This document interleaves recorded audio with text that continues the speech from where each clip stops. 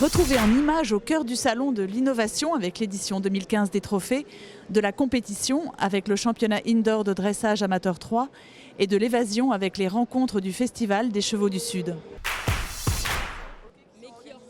Organisés chaque année au Salon du Cheval de Paris, les trophées de l'innovation sont un enjeu pour la filière, comme le souligne le président du jury 2015, Yves Leroux.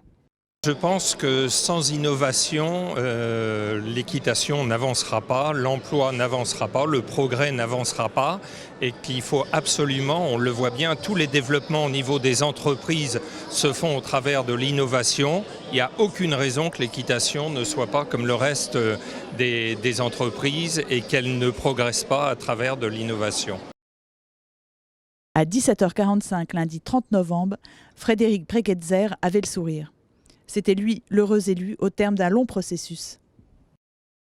Les trophées dans leur organisation, ça se déroule bien évidemment sur toute l'année qui s'est écoulée, à la faveur de reportages sur le terrain, de rencontres avec des concepteurs dans l'équipement du cheval, dans l'équipement du cavalier, dans l'infrastructure, et que nous estimons que leurs produits manifestent un côté ingénieux, innovateur, et on les invite à concourir à ce rendez-vous du Salon du Cheval de Paris, dont on se voit confier par celui-ci l'organisation depuis 2009.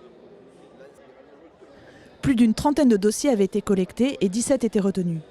Tapis, couverture massante ou connectée, abreuvoir intelligent, barres, casques, rênes, le jury avait le choix.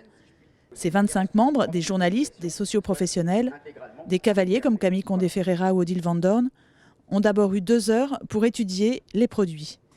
À l'issue d'un premier vote, 5 innovations étaient retenues et leurs inventaires avaient alors 5 minutes pour présenter à l'Assemblée des juges leurs nouveautés et répondre aux questions.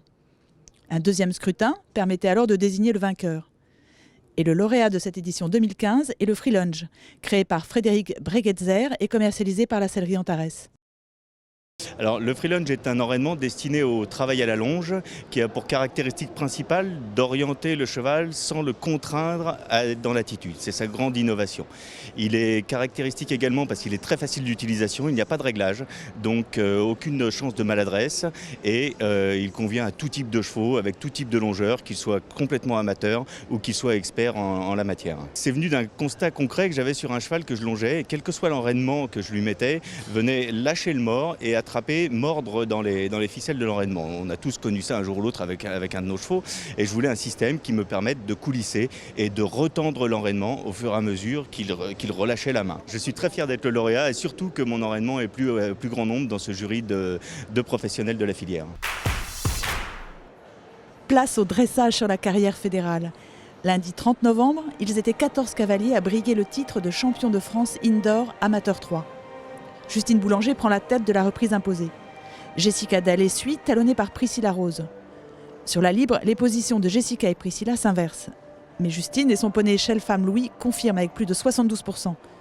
Étudiante en droit, Justine s'entraîne au haras de l'Auture avec Claire Gosselin. Comment ça s'est passé aujourd'hui au salon ?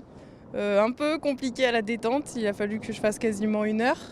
Et finalement, il a été adorable en piste, un peu ému forcément, parce que c'est quand même un milieu un peu stressant pour eux, mais sinon il a été très bien. C'est quoi ses points forts ?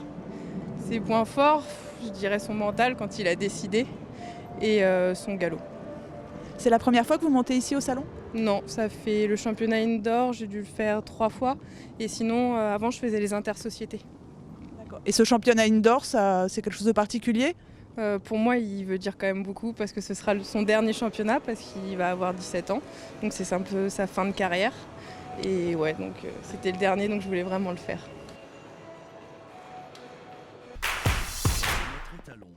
On est à Paris, il fait gris et vous avez envie d'évasion, de nouveaux horizons, de cinéma, de livres, de culture, de découvertes artistiques. Alors rendez-vous sur l'espace conférence du salon. Tous les jours, Didier Parmentier vous propose projections et rencontres, en écho au Festival des Chevaux du Sud qu'il a créé. Alors le Festival des Chevaux du Sud a lieu chaque année au mois de juillet en Camargue pendant la Feria du Cheval, le week-end du 14 juillet. Il a été créé il y a 5 ans et on a amené sur la Feria, qui est un énorme événement festif avec des chevaux, du spectacle, voilà, des chevaux partout dans les Saintes et en Camargue. Et on a amené le côté culturel avec un festival de films, un gros salon du livre où on reçoit des auteurs, une trentaine d'auteurs à peu près chaque année, et puis des expos, des rencontres avec des artistes, voilà. Et depuis 3 ans maintenant, le salon du cheval de Paris nous a demandé de venir avec une partie de la programmation du festival et de créer sur le salon aussi des rencontres avec les réalisateurs, les auteurs, les artistes. Pour la suite du salon, oui, il y a quelques temps forts, il y a des animations et des projections, des invités tous les jours, mais on reçoit vendredi Bernard Saxé sur le thème de tout le travail qu'il a fait pour le cinéma et le travail avec les chevaux au cinéma. Bernard Saxé, c'est quelqu'un qui était à la base cascadeur, qui a eu un énorme accident lors d'un tournage, qui est maintenant sur un fauteuil roulant, mais qui continue depuis toutes ces années à monter à cheval, à dresser des chevaux pour le cinéma. Et là, il vient nous parler du travail qu'il a fait sur le film En équilibre avec Albert Dupontel, où il s'est occupé de toute la partie cascade équestre. Et le dernier jour, dimanche, on reçoit, dans le cadre de l'opération Equistar, là, du Salon du Cheval, où il y a un concours de jeunes talents de spectacle équestre, on reçoit Frédéric Pignon et Magali Delgado qui vont venir nous parler aussi de l'avenir de leur spectacle Equi qu'ils ont créé l'année dernière à Avignon et qui maintenant part en tournée internationale.